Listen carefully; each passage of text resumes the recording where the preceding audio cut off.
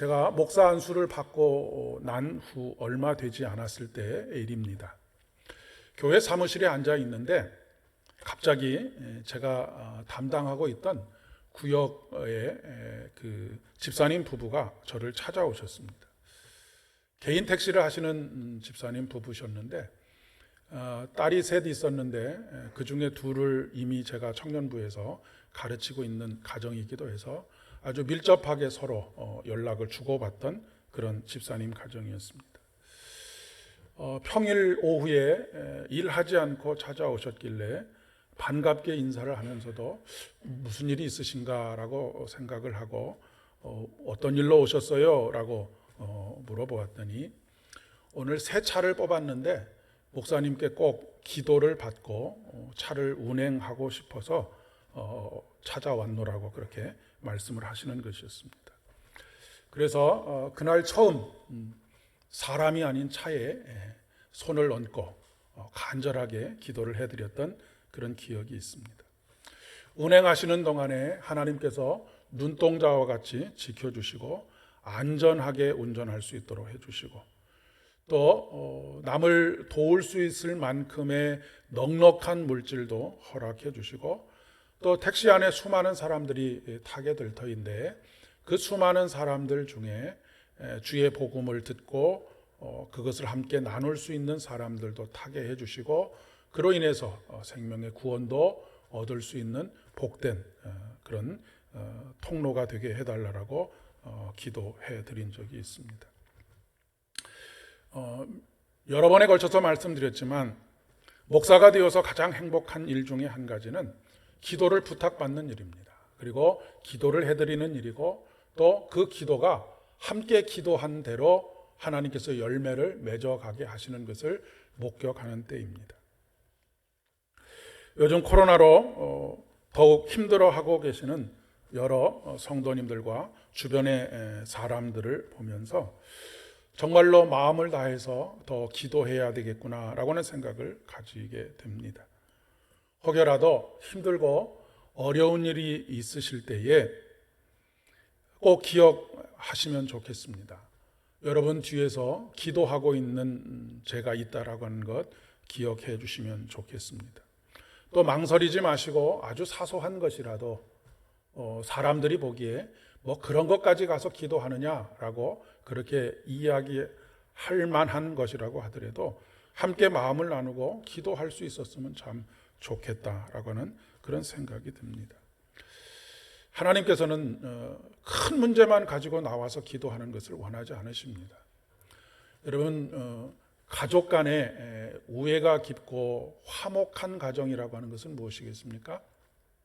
중요한 이야기들만 나누는 것이 아니라 늘상 삶의 일상을 함께 나누는 것이 화목한 가정인 것과 마찬가지로 우리와 하나님의 관계가 그렇습니다. 늘 우리에게 꼭 필요할 때만 하나님을 찾는 것이 아니라 매일매일 아주 사소한 것까지라도 미주알 고주알 하나님 앞에 다 아뢰는 것, 이것이 하나님과 더욱 가까운 관계를 만들어가는 지름길이다라고 그렇게 생각이 되어집니다.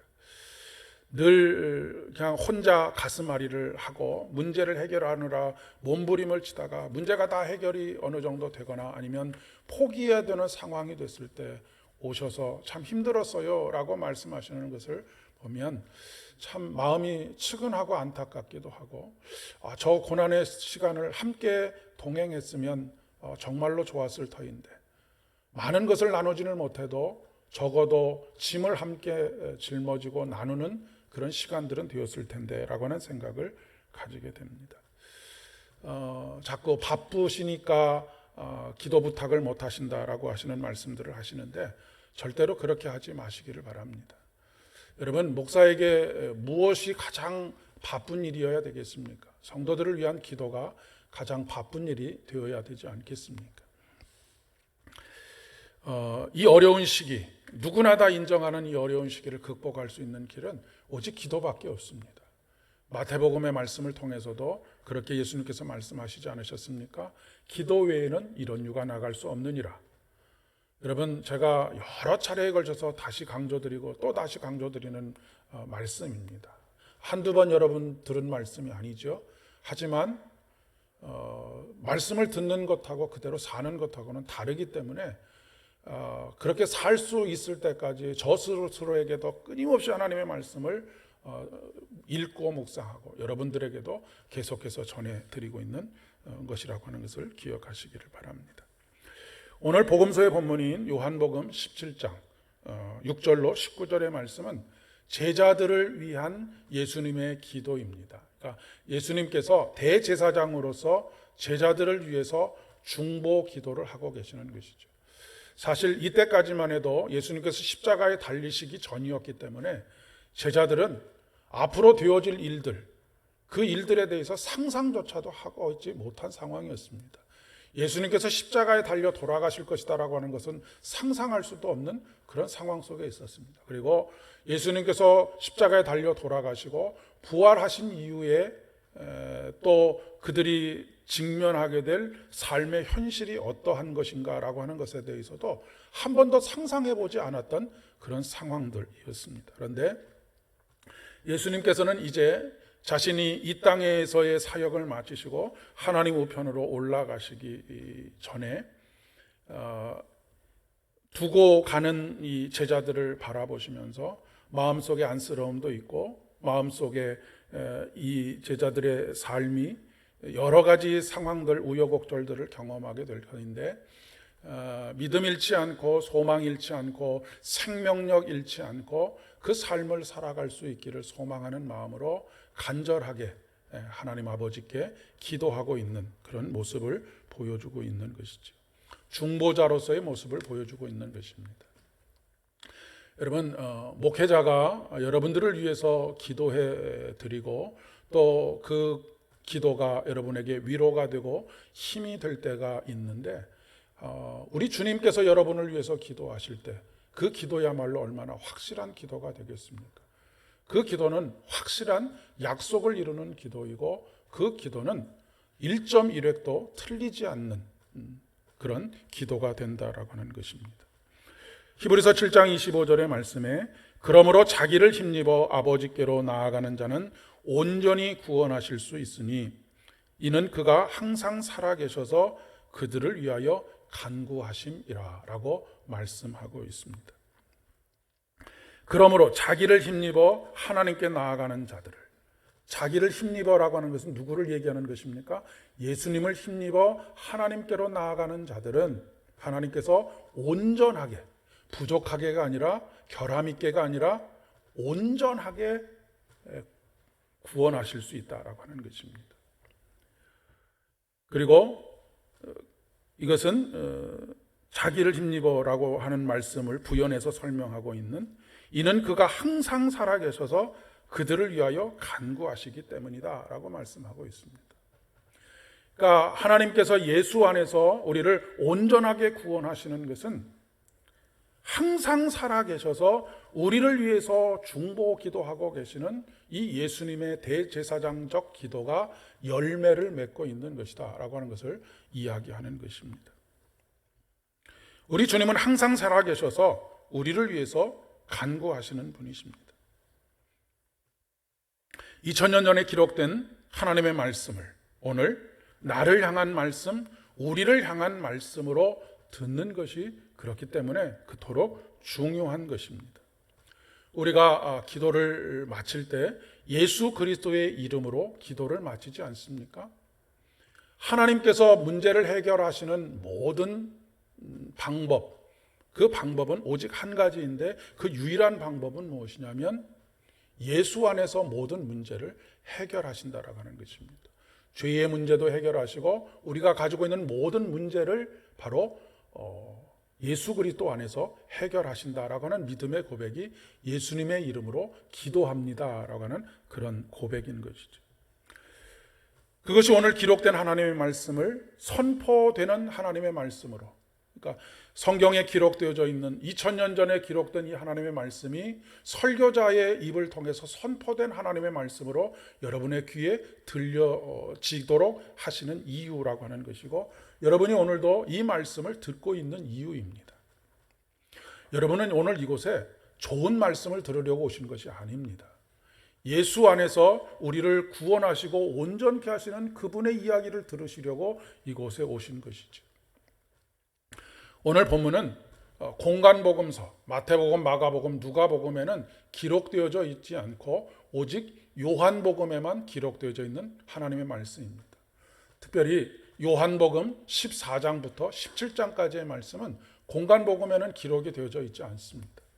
그런데 유독 이 요한이 14장부터 17장까지에 주목하고 있는 하나님의 말씀 중에서 특별히 오늘 제자들을 향한 대제사장적 기도가 있다라고 하는 것을 살펴보려고 합니다.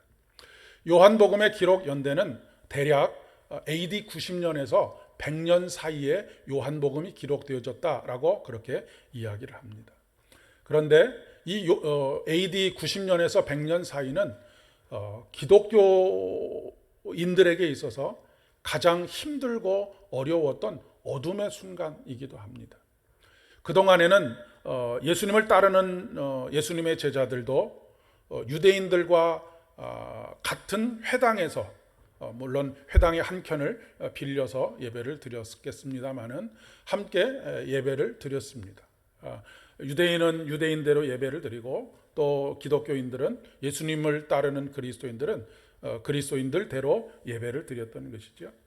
그런데 상황이 악화가 되고 서로 이제는 공존할 수 없는 그런 상황에 놓이게 되었습니다. 그래서 이 당시에 공식적으로 기독교인들을 유대교 회당에서 몰아내는 그런 일들이 일어나게 되었습니다. 뿐만 아니라 이것이 내적인 일이라고 한다면 외적으로는 로마 제국이 그 기독교 박해가 아주 극에 달했던 시기가 바로 이 시기입니다. 로마 제국이 기독교와 유대교들을 극심하게 박해했던 이유는 한 가지였습니다. 황제 숭배를 거부한다라고 하는 그런 이유입니다. 근데 여러분, 황제 숭배를 한다라고 하는 것을 단순히 황제에게 가서 충성을 다한다라고 하는 그런 의미이기보다는 제국의 황제가 통치하는 제국의 모든 이념과 그의 모든 통치의 원리에 따라서 살아가는 것, 그것을 의미하는 것입니다. 각종 불이익을 당하기도 했고 수많은 박해를 당하기도 했습니다.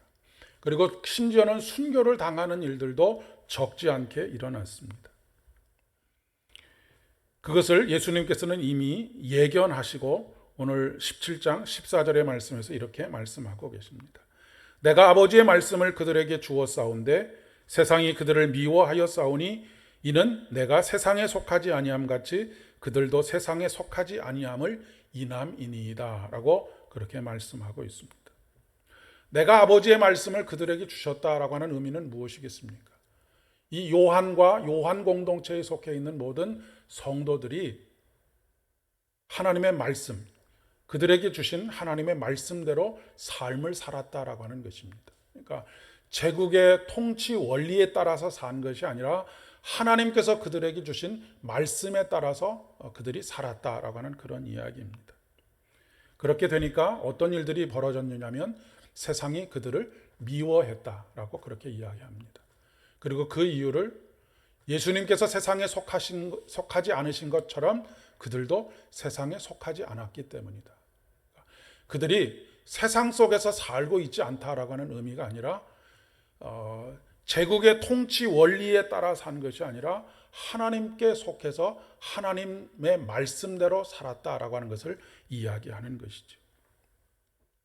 이렇게 힘들고 어려운 상황이 되자 그때 요한은 예수님께서 잡히시기 전에 그들에게 하셨던 말씀과 그들을 위해서 기도하셨던 것을 이제 비로소 깨닫게 됩니다. 예수님께서 이때를 생각하시고 이렇게 기도하여 주셨구나라고 하는 것을 깨닫게 되었다라고 하는 것이죠. 사실 이때만 해도 제자들이 예수님께서 해주시는 말씀에 대해서 이해를 거의 잘 하지를 못했습니다. 오늘 요한복음 17장의 말씀은 지금 이 시대를 살아가는 우리들에게도 이해가 쉽지 않은 말씀이기도 합니다. 그런데 어느 순간에 우리에게 이 말씀이 이해가 되느냐면 이 말씀이 우리의 삶과 부딪혀 올 때입니다.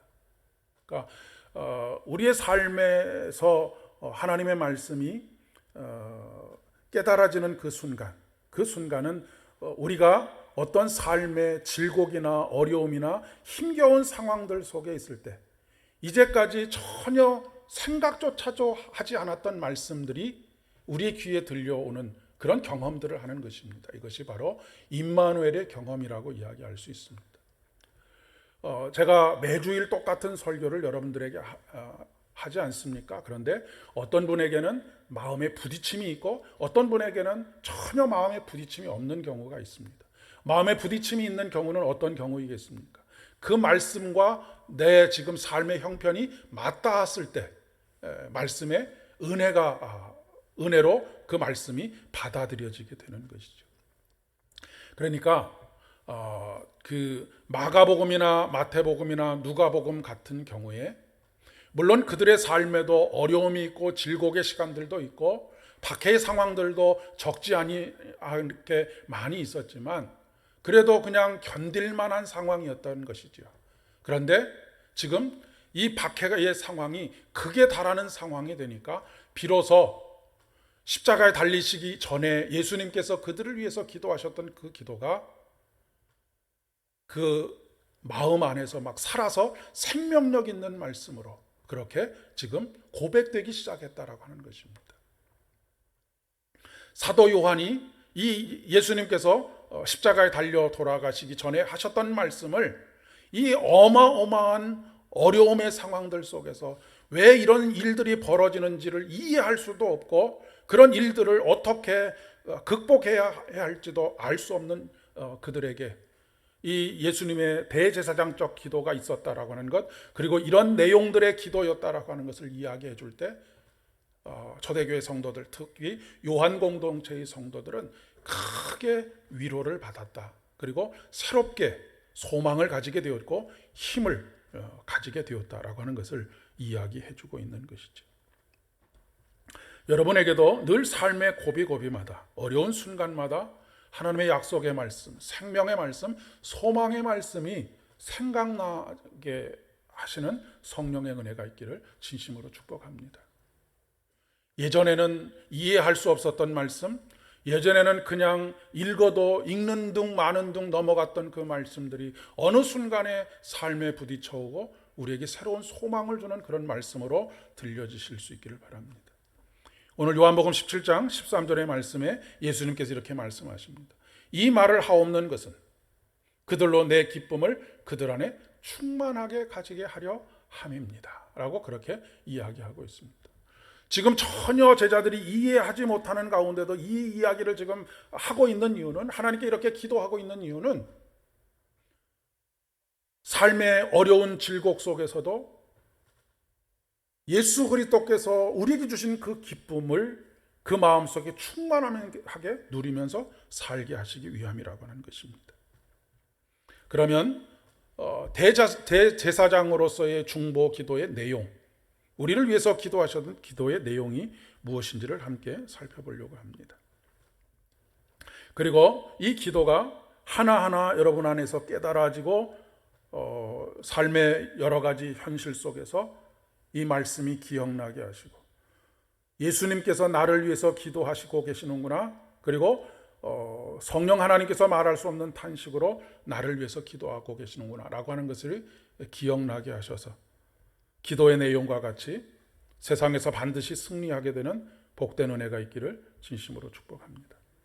첫째는 세상의 악한 자들로부터 지켜주시고 보존해 주십시오라고 하는 기도를 우리 주님께서 하나님 아버지께 올려드리고 있습니다. 15절의 말씀입니다.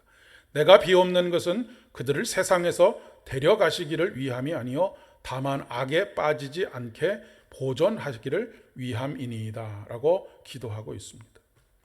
우리 주님께서 가르쳐 주신 기도, 보통 주기도문이라고 하지요.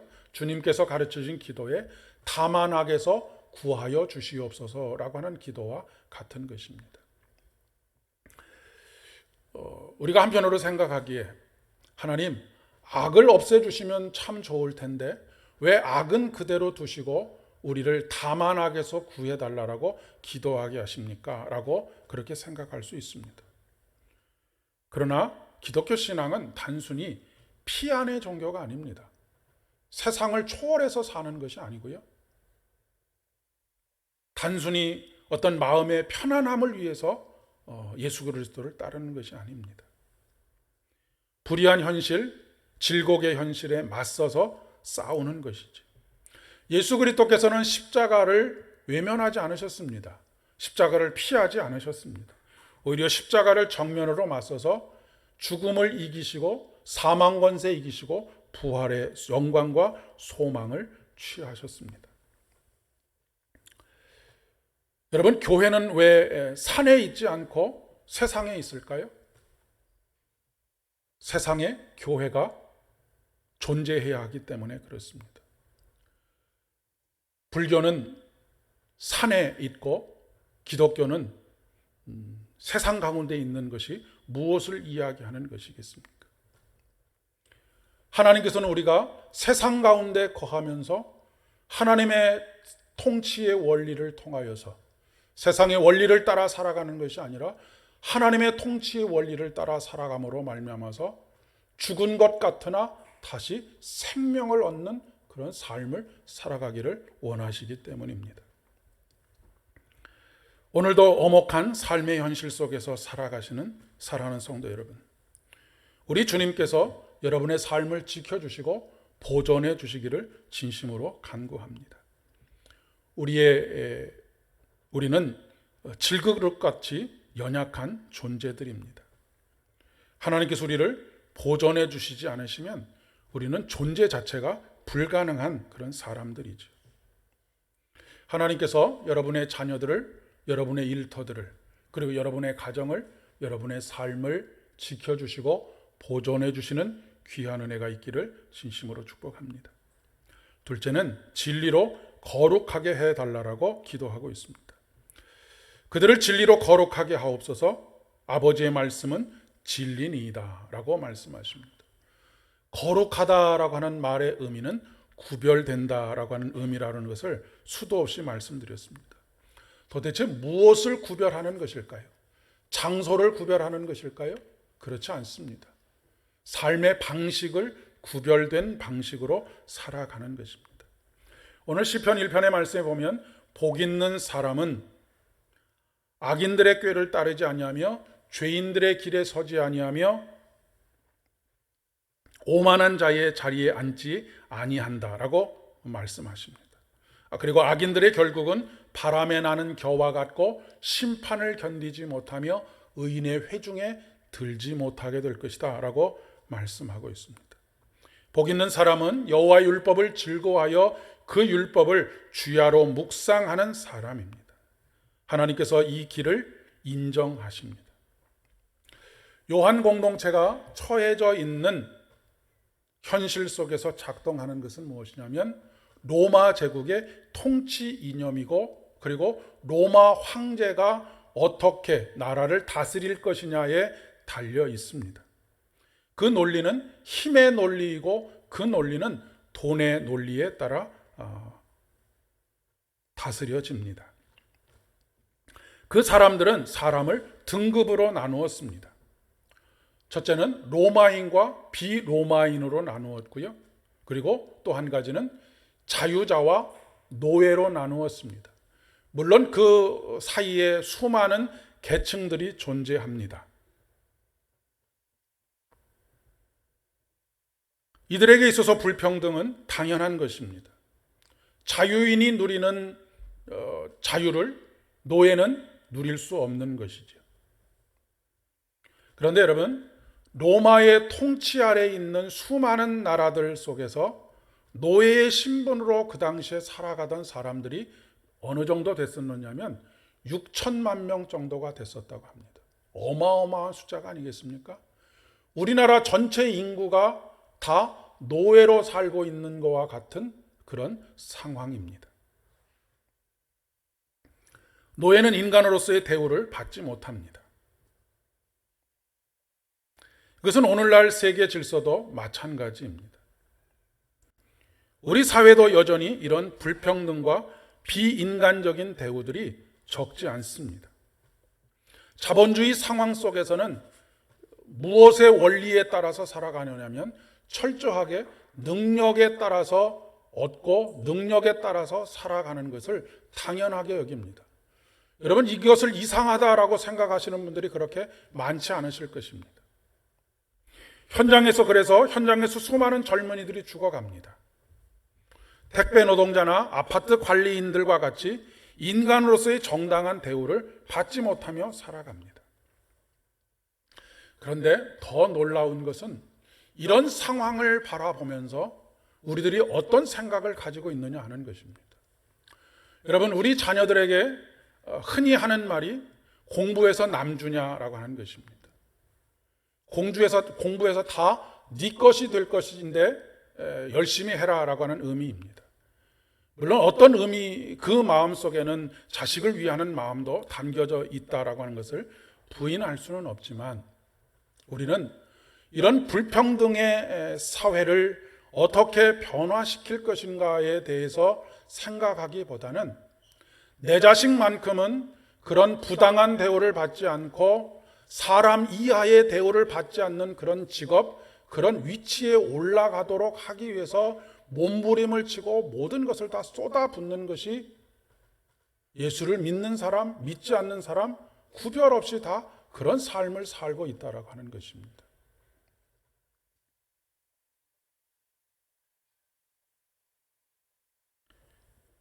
그런데 복 있는 사람은 어떤 삶을 살지 않는다고요?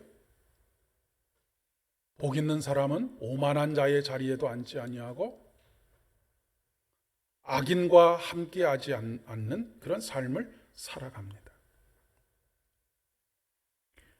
복 있는 사람은 여호와의 율법을 즐거워하며 그의 율법을 주야로 묵상하는 삶을 산다라고 그렇게 기록하고 있습니다. 여호와의 율법을 즐거워하고 그 말씀을 묵상하면서 산다는 말의 의미가 무엇이겠습니까? 매일 매순간 말씀을 읽고 묵상하고 기록하면서 산다라고 하는 말이겠습니까?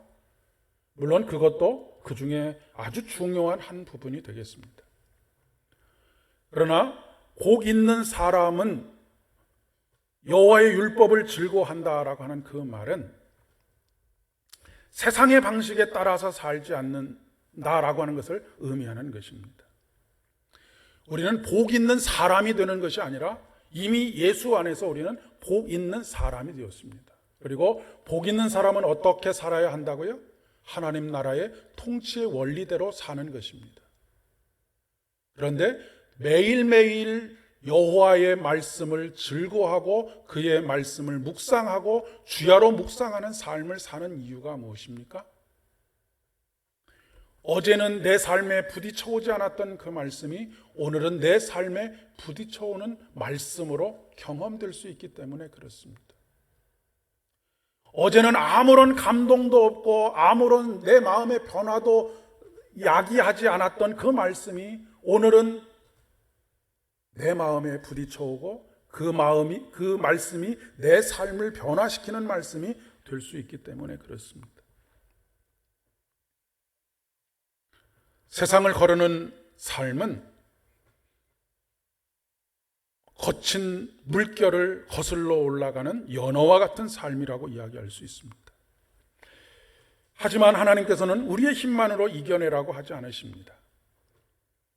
가장 강력한 후원자는 말할 수 없는 탄식으로 우리를 위해서 기도하시는 성령의 기도이시고, 또한 그 안에서 모든 문제를 해결하시고 온전하게 보존하시는 바로 예수 그리스도의 대제사장적 기도가 우리 뒷배경이라고 하는 그런 이야기입니다.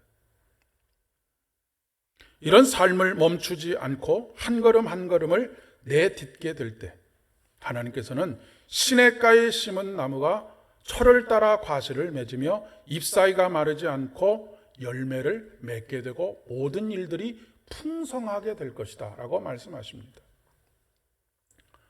복 있는 사람은 이렇게 된다는 것입니다. 그런데 복 있는 사람은 어떤 사람이라고요? 복 있는 사람은 세상의 통치의 원리에 따라가는 사람이 아니라 하나님의 말씀대로 사는 사람이 바로 복 있는 사람입니다. 복 있는 사람은 이렇게 살아가는 것이고, 이렇게 사는 사람은 때를 따라, 철을 따라 열매를 맺고 잎사귀가 마르지 않고 모든 일들이 형통하게 되는 삶의 열매들을 맺어간다라고 하는 그런 이야기입니다. 그러면 반대로 세상의 원리에 따라가는 사람은 어떤 사람입니까? 바람에 나는 겨와 같습니다. 겉으로 보기에는 멀쩡한 것 같은데 그 안은 속이 텅 빈 공허한 인생의 종말을 맞이할 수밖에 없는, 시절을 따라 과실을 맺을 수 없고 잎사귀가 마르지 않는 것과 같은 인생을 살 수 없고 예수 안에만 있는 이 형통의 길을 걸어갈 수 없는 삶의 결과들이 나타나게 된다. 그것을 말씀하고 계시는 것이죠. 이런 삶을 살아내는 것은 우리에게 또한 사명으로 주어진 것이기도 합니다. 많은 사람들을 예수님께서 부르셨습니다. 그리고 선택하셨습니다. 그러나 가룟 유다처럼 부르심을 받았고 선택함을 받았지만 실패하는 이들이 적지 않게 많이 있습니다. 하나님께서는 가룟 유다의 빈 자리를 채우라고 말씀하십니다. 그리고 오늘 우리들을 그 자리에 초대하셨습니다. 오늘 말씀에서는 그 한 사람이 요셉이고 또 한 사람은 마띠아입니다.